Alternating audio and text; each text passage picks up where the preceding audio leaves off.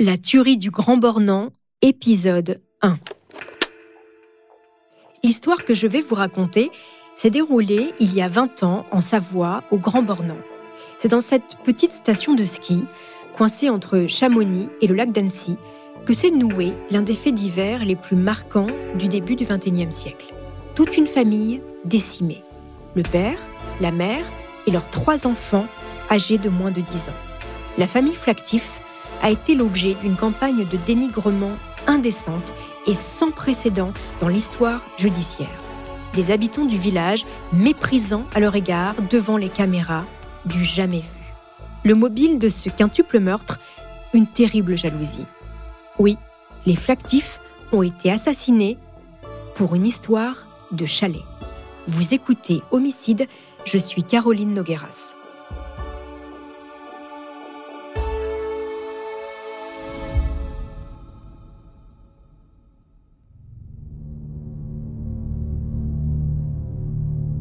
La tuerie du Grand Bornand, il y a 20 ans. C'est donc une histoire de jalousie, de haine et d'un déferlement de violence jusqu'à la mort que je vais vous raconter. Samedi 12 avril 2003, Mario Leblanc, 14 ans, arrive à l'aéroport de Lyon-Saint-Exupéry.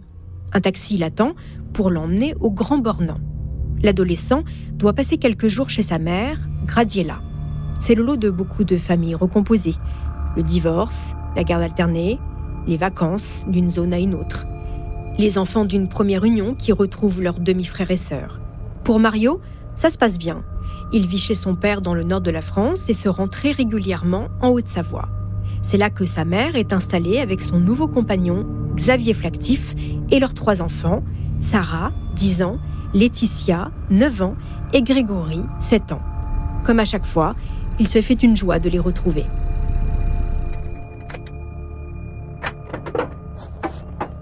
Il est un peu plus de 13 heures quand le taxi s'arrête au Chinaillon devant l'imposant chalet des Flactif. Mario trouve porte close. Pris au dépourvu, il demande au taxi de patienter avec lui. Les minutes passent, les heures aussi, le compteur tourne. Sa mère était censée être là pour l'accueillir. L'incompréhension de Mario ne cède pas encore à l'inquiétude. Vers 15 heures, l'ado n'a toujours pas réussi à joindre sa mère. Quand il l'appelle, ça bascule directement sur sa messagerie. Il demande au taxi de le déposer au village. Il va faire un tour dans un restaurant fréquenté par sa mère et son beau-père, avec peut-être l'espoir de les croiser. Mais au restaurant, personne n'a vu Gradiela et Xavier. Alors Mario patiente.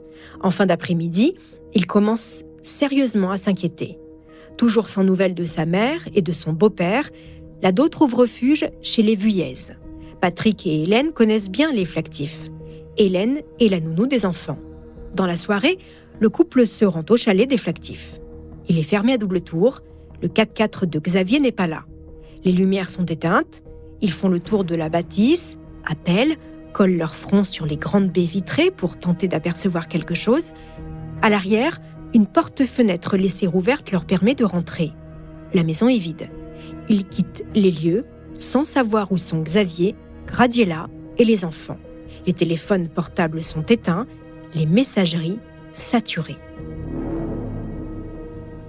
Le lendemain, toujours sans nouvelles de sa mère, Mario téléphone à sa grand-mère maternelle, Vincenza Ortolano, qui habite dans le nord de la France. Elle s'inquiète, alors elle contacte la gendarmerie. Tout de suite, les gendarmes craignent un accident. Dans cette région, les routes sont sinueuses. Dans le coin, le 4x4 rouge des Flactif respecte rarement les limitations de vitesse. En effet, il n'est pas rare de voir Xavier traverser le village à vive allure. Et si la famille avait eu un accident ? Mario y pense aussi. Son beau-père a peut-être fait le fou en voiture. Les gendarmes survolent la zone à la recherche du véhicule au fond d'un ravin. Le lac d'Annecy, distant de quelques kilomètres, est sondé. Lundi 14 avril, on est toujours sans nouvelles de la famille. Ça fait déjà 48 heures. Dans leurs classes respectives, les chaises de Sarah, Laetitia et Grégory restent vides. Des gendarmes se rendent au chalet. C'est une visite rapide, juste le temps de constater qu'à l'intérieur, tout est en ordre. Le salon est rangé, et ça, comment vous dire, ce n'est pas du tout le genre de la famille. Avec 3 jeunes enfants et 500 mètres carrés habitables, les Flactif ont une petite tendance au bazar. Les chaussures sont souvent échouées dans l'entrée, les manteaux balancés sur le canapé, et il n'est pas rare de tomber sur un jouet de Grégory dans le salon. Et que dire des papiers de Xavier ? D'habitude, il y en a partout. Des dossiers, des contrats, des devis, ça traîne, ça et là. L'homme est promoteur immobilier. Les gendarmes notent d'ailleurs la présence de 2 ordinateurs portables. À l'étage, les draps et les couettes des lits des enfants ont disparu. Dans la pièce à vivre, sur le grand canapé d'angle, les coussins sont rangés comme un peloton de soldats anglais devant le palais de Buckingham. C'est bizarre. La maison est en ordre. Trop. Le frigo est plein. Sur la gazinière, 2 marmites pleines patientent sur le feu éteint. Dans les rainures du parquet, les gendarmes constatent une matière foncée. Ils se regardent d'un air entendu. Ils en informent le procureur chargé de l'enquête. Ça sent pas bon. Il s'est passé quelque chose dans ce chalet. Mais quoi ? Les enquêteurs décident donc de s'intéresser à la famille disparue. Et dans ce village de 2000 habitants, les Flactif ne passent pas inaperçus.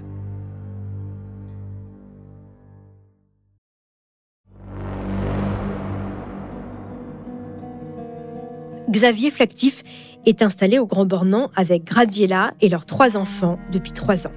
Il vient du nord de la France. Flactif, c'est un grand gaillard, costaud, rigolard, grande gueule. Ici, tout le monde le connaît. On l'appelle le Black ou le Gros Black.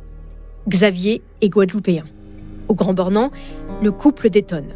Leur style de vie est bien loin de la discrétion de rigueur dans ce village montagneux. Leur réussite fait jaser. Dans Libération, une source anonyme confie. Xavier Flactif est parvenu à faire en 1 an ce que certains mettent 15 ans à réaliser. À la clé, grand chalet, grosse voiture et méthode pas toujours très orthodoxe. Comme le rappelle cet extrait du JT de 20h de France 2 du 19 avril 2003. Xavier Flactif, le père, est promoteur immobilier. Depuis plusieurs années, au Grand Bornand, il multipliait les opérations. Achat de terrain, construction de chalets. L'un d'eux avait d'ailleurs brûlé l'an dernier. Toutes les transactions de Xavier Flactif étaient faites au nom de sa femme, et pour cause, le quadragénaire n'avait pas le droit d'exercer.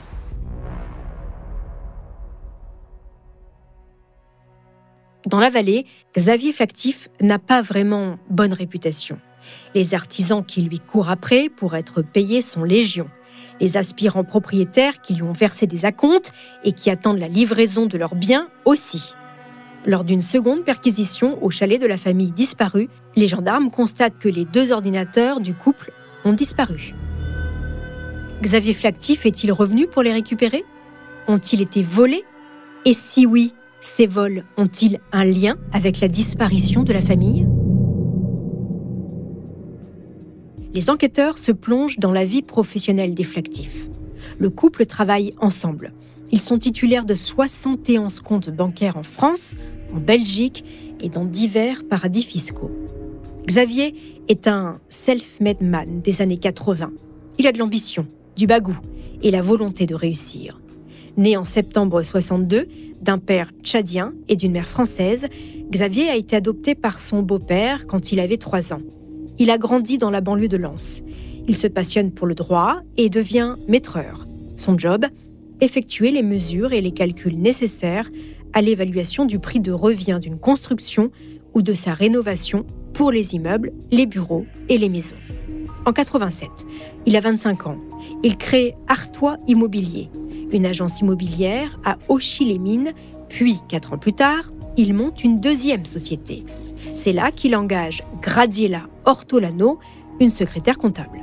Très vite, la collaboration professionnelle se mue en liaison. Xavier fait fortune en rachetant des crédits à des foyers endettés. Les affaires sont florissantes. Voitures de luxe, maison avec piscine, la réussite des Flactif fait jaser à Mondicourt, près d'Arras, où le couple s'est installé avec leurs 2 jeunes enfants, Sarah et Laetitia. Mais en 1993, c'est la faillite. Les 2 sociétés de Xavier sont en liquidation judiciaire. Il crée 2 nouvelles structures. Et ça marche. Sauf qu'en 1998, la justice le rattrape avec ses 2 premières entreprises liquidées. Xavier est condamné et interdit de gestion pour 10 ans. Qu'importe, l'homme a de la ressource. Gradiela, sa femme, devient gérante. Elle travaille, connaît les dossiers et surtout, elle donne son avis. Dans Le Parisien du 13 juillet 2003, un proche du couple raconte « Si elle disait non, c'était non. Une femme de caractère, Gradiela. Et il en faut pour suivre Xavier, qui est déjà sur un nouveau projet immobilier ambitieux dans le Nord-Pas-de-Calais. Les clients ont signé, il a encaissé l'échec, sauf que le projet ne verra jamais le jour. Xavier Flactif est endetté, mais pas découragé. Jamais. Il décide de partir s'installer en Savoie, au Chinaillon. Nous sommes en 1999.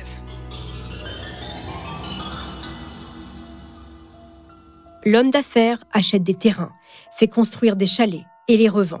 Au Grand Bornand, ses méthodes font jaser. Flactif se lève aux aurores, se couche tôt et écume les cafés pour recueillir les confidences des hypothétiques vendeurs. Dans son dos, les concurrents ont les mots durs contre ce Black qui veut bouffer tout le monde. Xavier voit grand et justement, il a un nouveau projet. 150 logements à construire et à vendre sur un nouveau domaine skiable proche de la Clusaz, le village de la Croix-Frie.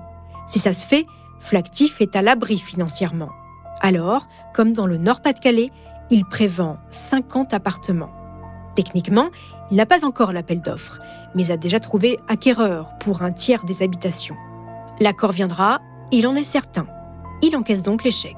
Sauf que le conseil municipal ne donnera jamais son accord et enterre dans l'œuf le village de la Croix-Frie.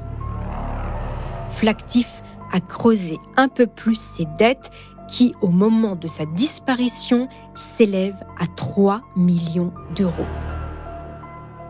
Au village, on ne mâche pas ses mots, comme cet habitant qui parle à visage découvert aux équipes de 7 à 8. Il a construit sur la propriété sans rien demander. Il a arnaqué tout le monde, là, sur toutes les constructions. Ah ben c'est une ordure, c'est dommage qu'il n'ait pas été descendu.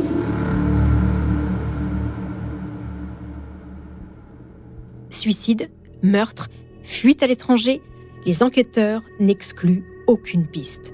Pour les gens du coin, la messe est dite. Flactif a organisé son départ. Le chercher serait une perte de temps. Il est sous les cocotiers, en train de profiter. Voilà ce qui se murmure au Grand Bornand. La famille, elle, n'y croit pas. Gradiela est une mère poule, une mama à l'italienne. Elle n'aurait jamais laissé Mario, son fils aîné, sans nouvelles. Le 19 avril, les gendarmes se rendent au chalet pour une nouvelle perquisition. Cette fois-ci, ils sont accompagnés de spécialistes de l'Institut criminel de Rosny-sous-Bois. Et ce qu'ils vont découvrir va définitivement faire basculer l'enquête vers la piste criminelle.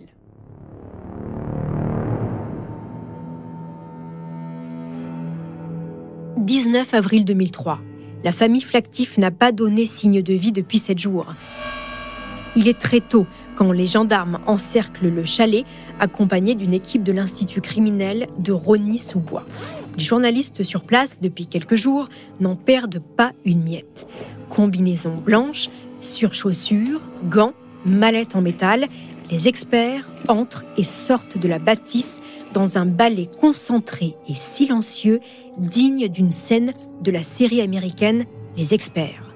Dans le salon, l'entrée, la cuisine et les chambres à l'étage, les scientifiques s'activent. Leur arme secrète, le Blue Star.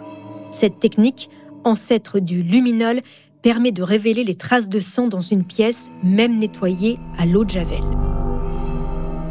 Une fois le Blue Star aspergé dans les zones où les techniciens suspectent quelque chose, ils n'ont qu'à éteindre la lumière.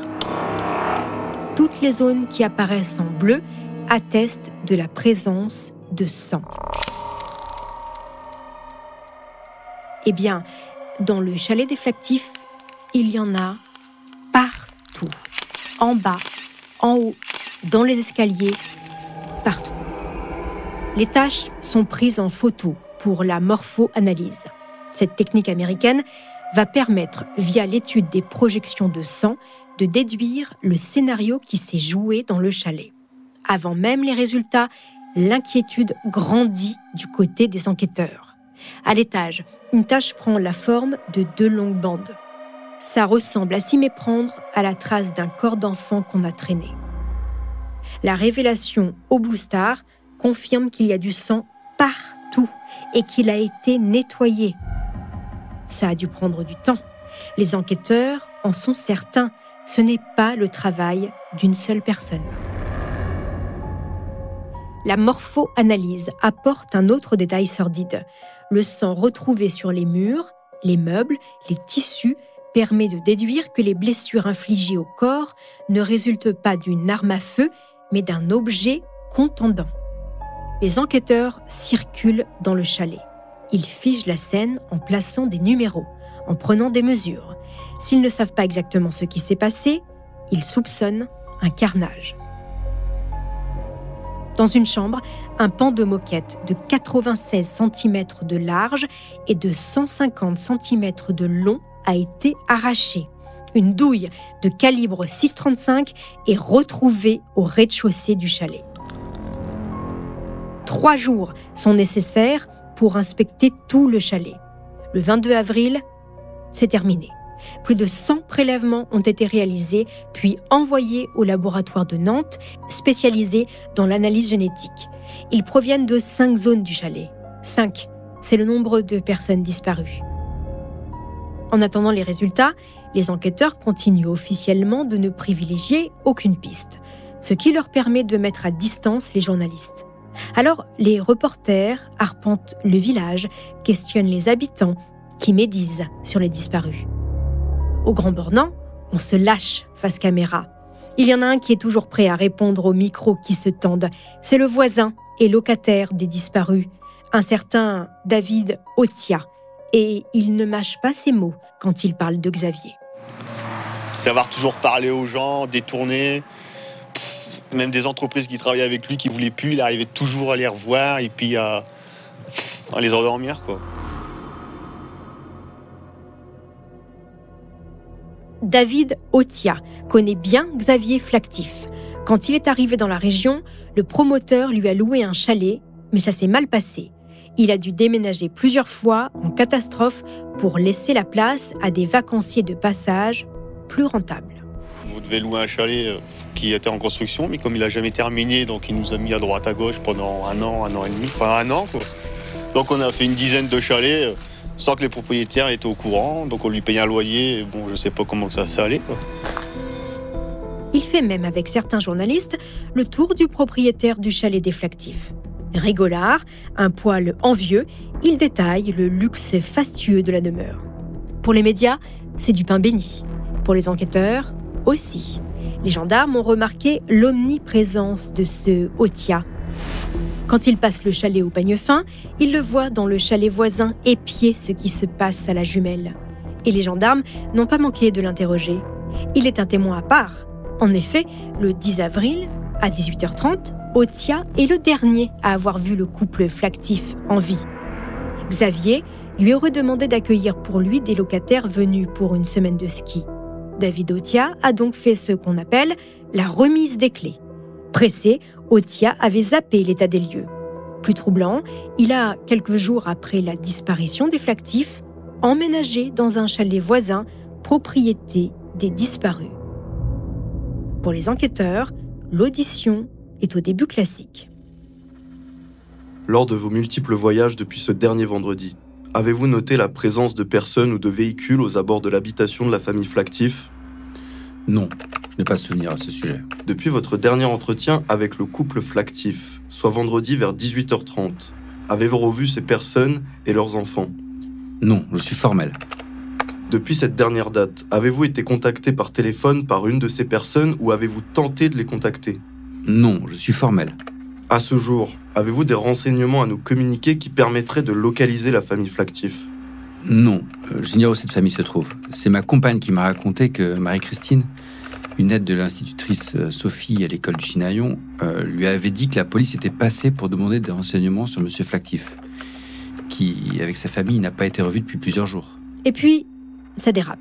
Juste un peu. De quoi faire tiquer les policiers qui l'interrogent. Vendredi 11 avril 2003 au soir, lorsque vous vous présentez pour remettre les clés au locataire, pour quelle raison prenez-vous le titre de propriétaire des lieux ? C'est une erreur de ma part. J'ai confondu le terme propriétaire et de locataire. Je n'avais aucune intention de me substituer à Flactif. Otia sort libre de son audition. Il ne le sait pas encore, mais il est avec sa compagne, Alexandra Lefebvre, mis sur écoute.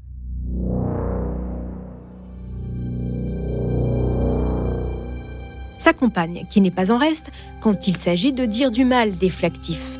Xavier et Graziella, elle les connaît bien, elle a travaillé pour eux. Elle a été leur femme de ménage. Moi, j'ai travaillé pour eux. Je ne suis pas restée longtemps, je suis restée une semaine. Il y avait toujours des problèmes avec tout un tas de monde. C'était vraiment... Il est autoritaire, il est malhonnête. Les proches des disparus s'interrogent sur ce drôle de couple qui se déverse dans les médias et qui s'est installé dans un chalet des Flactif quelques jours seulement après leur disparition. Mais pour le moment, les proches sont trop occupés à chercher Xavier et Graziella et leurs 3 enfants. En plus de l'angoisse, ils doivent faire face à l'image désastreuse du promoteur immobilier dans la presse. Les photos du chef de famille disparu, en haut des pistes, tout sourire, une coupe de champagne à la main, le ferait presque passer du statut de victime à coupable. Les jours passent, les semaines, toujours aucune nouvelle des Flactif. Le 5 mai, les résultats du labo tombent enfin. Ils sont formels. Le sang qui macule le chalet appartient aux 5 disparus. C'est toujours le mystère dans l'affaire du Grand Bornand. Le procureur de la République d'Annecy s'est contenté de confirmer aujourd'hui que les traces de sang retrouvées dans le chalet des Flactif correspondaient aux ADN des 5 membres de la famille, disparus maintenant depuis le 11 avril. Lors de l'inspection minutieuse du chalet des Flactif, les experts ont retrouvé des petits morceaux blancs coincés entre les lattes du parquet. Ils ont été analysés. Dans le PV de synthèse des investigations transmis aux magistrats, on peut lire. Les techniciens de l'IRCG et des TIC de la BRD d'Annecy découvrent des fragments dentaires qui sont répertoriés et placés dans des pochettes translucides pour de futures analyses, afin de déterminer l'implantation d'origine dans la mâchoire et s'ils appartiennent à un adulte ou à un enfant. Le samedi 19 avril, nous requérons Véronique Pagnaise, chirurgien dentiste à Annecy, afin qu'elle analyse les fragments. Vous avez bien entendu, il s'agit de morceaux de dents. Le docteur Pagnaise conclut dans son rapport qu'il s'agit de dents de lait, une demi-molaire d'un enfant de 4 à 12 ans. Autre révélation du PV des investigations. Un 6e ADN a été retrouvé qui n'appartient pas aux Flactif. Cet ADN inconnu, rebaptisé empreinte numéro 3, est retrouvé à 22 endroits du chalet. Ces informations confidentielles, décisives, fuitent dans le quotidien Le Parisien. Le juge est furieux. Ces révélations mettent à mal l'enquête. Surtout que, dans le même temps, toutes les personnes interrogées depuis le 11 avril doivent se soumettre à un prélèvement en vue d'une comparaison avec l'empreinte ADN inconnue. 130 personnes y passent. Des habitants du village, des artisans en contact avec les Flactif. Tout le monde accepte. Tout le monde, sauf un, David Otia. Il refuse, discute, gagne du temps avec les enquêteurs qui font tout pour ne pas braquer celui qui s'impose comme le suspect numéro 1. Le 13 mai, un mois après la disparition des Flactif, leur véhicule, un 4x4 rouge, est retrouvé sur le parking de l'aéroport de Genève qui se situe à moins d'1 heure de route du Grand Bornand. La piste de la fuite à l'étranger est relancée. Début juillet, David Otia finit par se soumettre au test ADN. Le résultat tombe le 15 juillet. L'ADN numéro 3 est le sien. David Otia, c'est un grand type, un petit accent du Nord, une bonne tête, un phrasé simple, un gars banal, normal, plutôt sympathique. Il est né le 23 octobre 1972 à Arras. Issu d'un milieu modeste, il a grandi à Biache-Saint-Va. Aîné de 3 enfants, il a une sœur, Karine, ex-gendarme en Dordogne, et un petit frère, Michael. Le héros de son enfance ? Son père, ouvrier dans une usine de radiateurs. Otia met ses pas dans les siens et s'adonne aux mêmes passions. Son dada, c'est l'athlétisme. Il ne boit pas, ne fume pas. Plus intéressé par le sport, la pêche et la nature que par l'école, David rejoint le régiment des chasseurs d'Arras. Il sert même comme casque bleu en ex-Yougoslavie pendant 12 mois. À son retour, il trouve un emploi de monteur chez Peugeot. Il a 24 ans quand il rencontre Alexandra. Elle en a 17 et demi. C'est le coup de foudre. Entre 1996 et 1999, Ophélie et Jimmy, les 2 enfants du couple, viennent agrandir la famille. Mais David Iota galère, ras-le-bol de l'horizon gris et des corons de sa région. Alors en 1999, avec sa famille, il s'installe dans l'Ain avant de rejoindre en 2001 le Grand Bornand, un lieu qu'il connaît bien. Ses parents les y emmenaient en vacances avec son frère et sa sœur quand ils étaient enfants. Otia rêve d'une vie meilleure. Il trouve un job dans un garage. Il est bosseur et sérieux. Alexandra fait des petits boulots. Au village, il fréquente peu de monde. Leurs seuls amis connus sont les Aremza, un couple du Nord. Stéphane Aremza, mécanicien lui aussi, a rejoint David en Haute-Savoie avec son épouse Isabelle et leurs 2 enfants. En mettant les 2 couples sur écoute, les gendarmes découvrent que les 2 hommes ne partagent pas seulement la passion des voitures. La nuit, ils font des virées. Ils volent des véhicules, récupèrent des pièces détachées, siphonnent des réservoirs d'essence et font même de petits cambriolages. L'étude des fadettes, les conversations téléphoniques des 2 couples, permet aux enquêteurs de cerner un peu plus la personnalité de leur principal suspect. David et Alexandra se disputent beaucoup. Elle ment. Lui est jaloux. Maladivement jaloux. Le ton monte vite. Les menaces fusent au rythme des portes qui claquent et les engueulades sont fréquentes. Pendant l'été, une dispute éclate. On est loin de la bataille d'amoureux. Ils se parlent à mots couverts. Alexandra élude. Non, ça n'a rien à voir avec ça. Tu le sais très bien. Ça fait depuis le mois d'avril que je ne suis pas bien. David répond à côté. Ça ira mieux. Fréquente-la pas aussi, celle-là.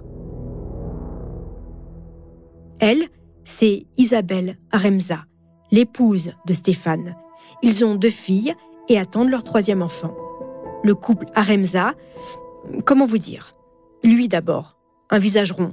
Il a la passion des belles voitures. Il a décroché un CAP de mécanique. Otia et Aremza se croisent pour la première fois en 1998 sur une aire de lavage de voitures. Ils ont tous les 2 une Peugeot 309 GTI 16 soupapes. La conversation s'engage, puis les 2 hommes se côtoient. Très vite, les épouses, malgré leur caractère opposé, deviennent amies. Alexandra est affirmée. Elle mène son homme par le bout du nez, quitte à le faire tourner en bourrique. Isabelle, c'est tout l'inverse. C'est une femme effacée, passive. Elle trouve Otia possessif en amitié, mais elle ne dit rien. Aremza aussi entre peur et admiration pour David, d'1 an son aîné. En 2001, les Aremza quittent le Nord et rejoignent donc le couple Otia dans les Alpes. Stéphane a trouvé un job de mécanicien. Isabelle, elle, travaille dans une discothèque. Les enquêteurs en sont persuadés. Si Otia a quelque chose à voir avec la disparition des Flactifs, le couple Aremza est dans le coup. Depuis la mi-avril, David et Alexandra sont installés dans un chalet des Flactifs et racontent à tout le monde qu'ils en sont les propriétaires. Fin août 2003, David retourne 3 jours dans son Nord natal pour le baptême de son neveu. Rien dans son comportement ne trahit son implication dans le drame. Pourtant, le 16 septembre 2003, le juge estime qu'il a assez d'éléments contre Otia. 80 gendarmes sont mobilisés.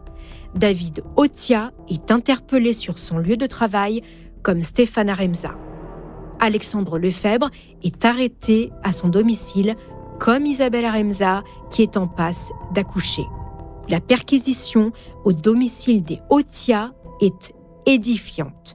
Ordinateur portable, téléphone mobile, ski des enfants et 156 DVD appartenant à la famille Flactif sont découverts et saisis. En garde à vue, Otia ne tarde pas à se mettre à table. Après seulement 30 minutes, il avoue. Il veut soulager sa conscience. Monsieur David Otia avait quelque part l'intention, pour des motifs, car c'est le mobile qu'il avance, de s'approprier un ou des biens immobiliers de M. Flactif, suite à une jalousie exacerbée par rapport au train de vie de la victime, à l'argent qu'il pouvait avoir. David explique en pleurant qu'il était venu pour s'expliquer avec Flactif. Il a apporté avec lui un pistolet appartenant à son grand-père. Il n'avait pas l'intention de s'en servir. Il voulait juste faire peur au promoteur. La discussion a dérapé. Le coup est parti accidentellement, tuant Xavier sur le coup. Alors, Otia a décidé de supprimer tous les autres membres de la famille. Des témoins gênants. Il a tiré dans la tête de Grégory, Sarah, Gradiela et Laetitia. Il a empaqueté les corps dans la voiture des Flactif, nettoyé à grandes eaux le chalet. Mais les enquêteurs le savent, ces propos ne coïncident pas formellement avec leurs constatations sur les lieux du drame. Dans la foulée de ses aveux, David a brûlé les 5 corps à une vingtaine de kilomètres du Grand Bornand, à Thônes, dans le bois du Mont. Les enquêteurs retrouvent quelques ossements humains, une branche de lunettes de Grégory et de la cendre. Beaucoup de cendre. Les 2 familles des victimes identifient des morceaux de tissu retrouvés sur les lieux de la crémation. Les restes du corps des Flactif tiennent dans quelques sachets. L'arme est retrouvée dans un canal à Biache-Saint-Va dans le Nord-Pas-de-Calais. Otia l'a fait parvenir à son frère Michael. Ce dernier, pris de panique, l'a balancé dans le canal. Dans le Nord, c'est la consternation. Le 17 septembre 2003, Alain Iota, le père de David, sonné, se confie aux Parisiens. À la table de sa cuisine, mains croisées sur la nappe cirée, débardeur rouge, les traits sont les mêmes que ceux du fiston, quelques rides en plus. Le coup est bien trop dur à encaisser. Alain n'arrive pas à croire que son fils soit mêlé à un tel massacre. C'est dur à avaler, inimaginable. Surtout quand je pense aux 3 enfants assassinés. Ce n'est pas possible. David a lui-même 2 gamins. Il ne m'a jamais posé de problème, pas plus que les 2 autres. Un garçon calme, gentil, pas bagarreur, jamais violent. On fait des enfants, on les élève, ils font du foot, ils sont bien et puis ça vous tombe dessus. 5 meurtres d'une violence inouïe. Le mobile, la jalousie. David est dévoré par l'envie. Les Flactif ont tout, lui, rien. Au cours des mois, l'agacement devient rancœur. La rancœur se mue en haine. Xavier, son train de vie, ses manières, cette façon de les balloter de chalet en studio, ce bail qui n'arrive jamais. La haine grandit, ça le bouffe, ça prend toute la place. Et un dimanche soir, il regarde la télévision, un reportage sur l'affaire Stranieri. Alfredo Stranieri est surnommé le coucou parce que, comme l'oiseau, il tue pour s'approprier le nid de ses victimes. À la fin des années 90, Stranieri a tué 4 personnes pour s'installer chez elle. Otia se dit qu'il va faire pareil. Stranieri s'est fait prendre parce qu'il a enterré les corps dans le jardin. Lui ne fera pas la même erreur, il les brûlera. Comme ça, il pourra récupérer un chalet des Flactif divisé en 2 appartements. Un pour lui, un pour ses amis, les Haremza. Il évoque son projet fou à sa compagne et leurs amis. Tous les 4 y adhèrent. Le 9 avril, David et Stéphane se rendent chez les Flactif dans l'idée de mettre leur plan à exécution. Ils ont pris avec eux des cordelettes pour étrangler les enfants. Mais finalement, Stéphane renonce et rebrousse chemin. Otia passera à l'action 48 heures plus tard, seul. En garde à vue, Alexandra, Stéphane et Isabelle disent n'avoir pas participé à la tuerie. Ils ont des alibis qui tiennent la route. Tous 3 sont poursuivis pour non-dénonciation de crime. Stéphane reconnaît avoir participé au cambriolage du chalet après la visite des gendarmes. Alexandra reconnaît avoir aidé son compagnon à déplacer le 4x4 rouge des Flactif. Leur déposition circonstanciée accable David. Oui, il savait ce que David avait en tête. Oui, il savait que les corps seraient brûlés avec l'essence siphonnée la nuit, plusieurs semaines avant le drame. Tout a été prémédité. la tuerie du Grand Bornand est un assassinat. Mais Othia a-t-il vraiment agi seul ?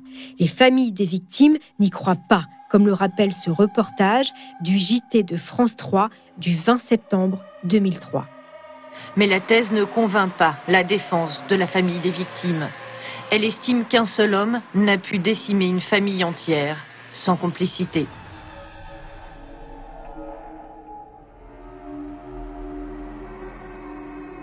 David Othia est mis en examen pour assassinat. Stéphane Aremza pour complicité d'assassinat. Alexandre Lefebvre et Isabelle Aremza pour non-dénonciation de crime et obstacle à la manifestation de la vérité. Tous les 4 sont écroués. Et entre les anciens amis, il n'est plus question de solidarité. C'est chacun pour soi. Stéphane Aremza et Alexandra Lefebvre l'affirment. David a tout manigancé seul. Quand il leur a raconté la nuit du meurtre, il a avoué avoir commencé par tuer les enfants. Mais lors de ses aveux aux gendarmes, il a dit avoir tué Xavier en premier. Les enquêteurs tentent alors de comprendre la chronologie des faits. En recoupant les emplois du temps, les études de la téléphonie de la famille et les constatations dans le chalet, ils reconstituent minute par minute la tuerie. Et ce n'est pas du tout ce que leur a raconté David Othia.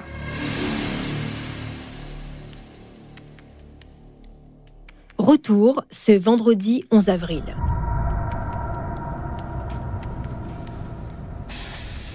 Il est 17h15. Sarah, Laetitia et Grégory rentrent en bus de l'école. Ils arrivent dans le chalet familial. Ils sont seuls et préparent leur goûter.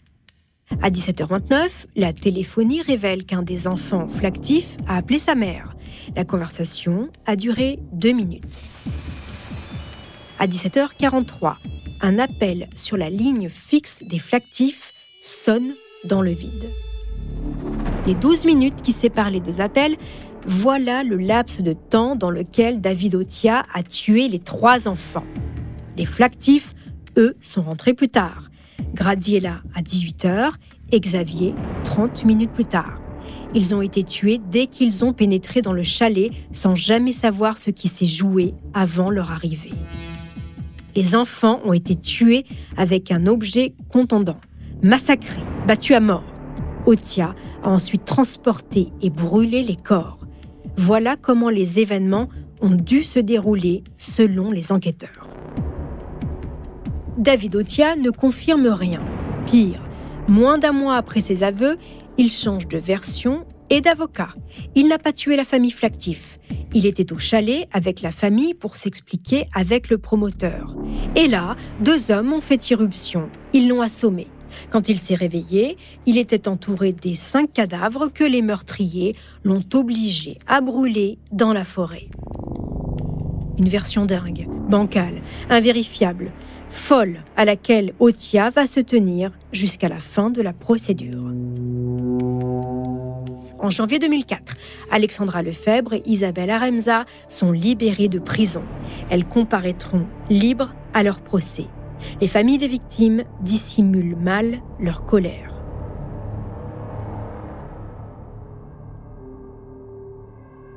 « 28 avril 2004, le nouveau juge d'instruction en charge du dossier organise une reconstitution dans le chalet des Flactifs. Othia veut bien y participer, mais pour prouver son innocence. Une centaine de gendarmes est mobilisée. La journée débute à 10h et doit s'achever tard dans la nuit. Othia porte un casque et un gilet pare-balles. Le magistrat demande la reconstitution des faits tels qu'Othia les a racontés lors de ses premiers aveux. Très vite, Othia se braque et refuse de rejouer la scène où il dit avoir tiré sur Xavier. Il le répète, il n'a rien fait. Il a été assommé par 2 hommes qui ont tué tout le monde. La reconstitution se poursuit sans le principal suspect. Des gendarmes prennent sa place.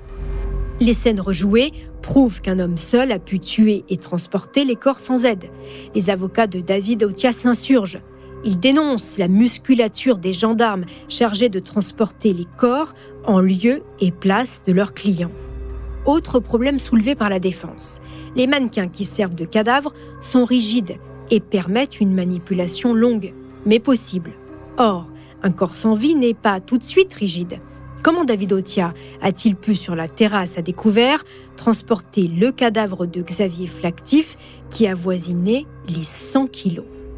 Otia maintient sa version. 2 hommes sont arrivés au chalet. Devant ses yeux, ils ont tué Xavier Flactif avant de l'assommer. À son réveil, il saignait à la tête et à la main. Problème, à l'endroit où il dit avoir repris connaissance après le massacre de toute la famille, aucune trace de son ADN n'a été retrouvée. Otia poursuit sa version à laquelle personne ne croit. Les 2 hommes l'obligent à participer à la crémation des 5 cadavres. Dans le même temps, les gendarmes qui signent le procès-verbal final d'instruction s'interrogent. Un homme seul n'a pas pu faire le ménage dans tout le chalet armé d'une simple lampe de poche. Il doute qu'il ait pu transporter et brûler les corps sans aide d'un tiers. La reconstitution de la crémation des corps ne permet pas la manifestation de la vérité. Otia affirme dans ses premiers aveux qu'il a utilisé du carburant et les couvertures qui avaient servi à envelopper les corps. Il raconte que le feu s'est éteint en 1 heure. Or, les experts prouvent que pour brûler 5 cadavres, il faut un bûcher alimenté toute la nuit par 800 kilos de bois. 800 kilos, c'est quand même beaucoup pour un seul homme.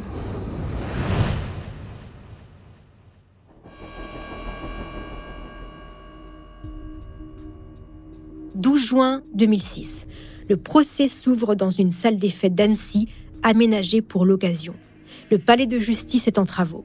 Tous les membres des familles des victimes arborent un t-shirt avec les photos de Xavier, Gradiela, Sarah, Laetitia et Grégory. Je vous laisse imaginer la tension et l'émotion qui se dégagent de cette salle. David Otia, comparé pour assassinat. Stéphane Aremza est poursuivi pour complicité d'assassinat. Isabelle Aremza et Alexandra Lefebvre sont sous le coup de 3 accusations, non-dénonciation de crime, obstacle à la manifestation de la vérité et association de malfaiteurs. Elles risquent 10 ans de prison. C'est un procès de dupes. Tous accusent Otia qui charge 2 hommes en noir. Même les experts psychiatres se heurtent au mystère Otia. Dans leur examen psychiatrique de l'accusé, on peut lire. Il se présente à l'intérieur de la normalité clinique, avec des traits de personnalité d'allure narcissique, phobique et opératoire, avec une tendance à fuir les émotions dans l'action, avec un idéal de maîtrise plutôt qu'un fonctionnement psychopathique. On repère des traces de clivage qui lui permettent de maintenir une image de lui-même conforme à ce qu'il accepte. Otia ne souffre d'aucun trouble, d'aucune pathologie. Il est accessible à une sanction pénale. Dans le box des accusés, il s'arc-boute à sa version. Mais personne n'y croit. Alexandra Lefebvre, enceinte de son nouveau compagnon, accable son ex. Elle demande pardon, reconnaît qu'elle aurait dû l'arrêter dans son projet fou. Elle joue gros, car tout porte à croire qu'elle a attisé la colère et le ressentiment qui ont mené au crime. Stéphane Aremza, lui, sanglote. Lors d'une audience, il interpelle son ancien ami, l'exhorte à dire la vérité. Otia lui tourne le dos, emmuré dans ses mensonges et ses silences. Au fond de moi, c'est bloqué. C'est ma personnalité qui ne peut pas. La défense, elle, tente de démonter le chef d'accusation d'assassinat. Qui dit assassinat dit préméditation. Les avocats de David Otia font tout pour prouver qu'il n'y a pas eu cette préméditation. Quand leur client se rend chez les Flactif, le 11 avril, en fin de journée, il ne sait pas ce qu'il va y faire.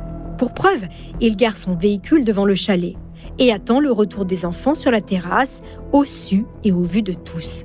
Il n'a pas apporté avec lui l'essence nécessaire à la crémation des corps.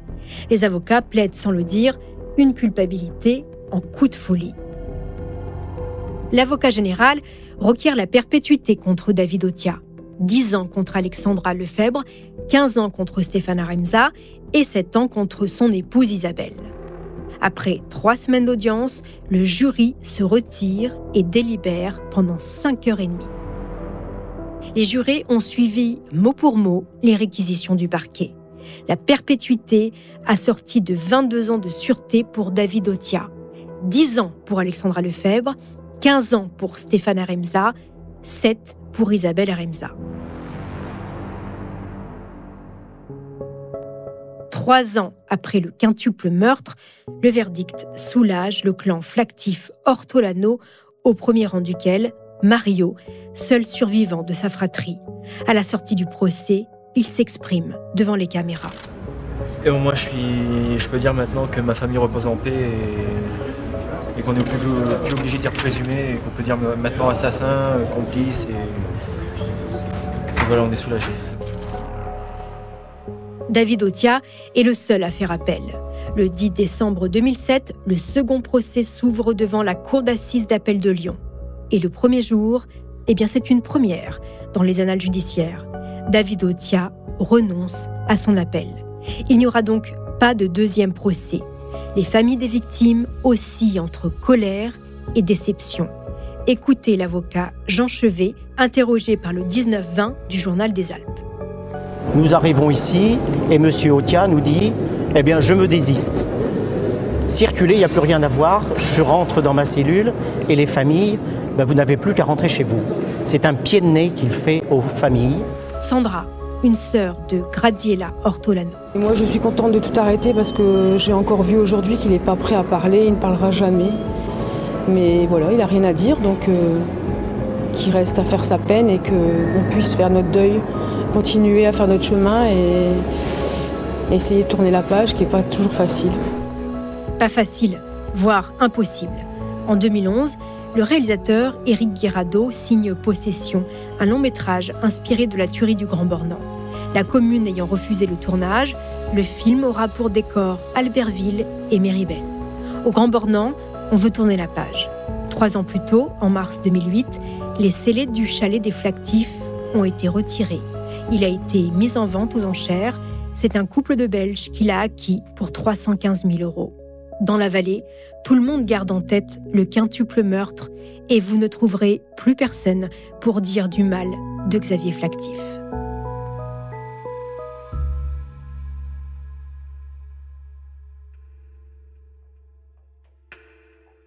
Voilà, c'est ainsi que se termine cette saison de Homicide. Elle a été écrite par Virginie Gage et réalisée par Jean-Gabriel Rassa. N'hésitez pas, chers auditeurs, à nous laisser des étoiles sur vos applis de podcast préférés et de parler de homicide autour de vous.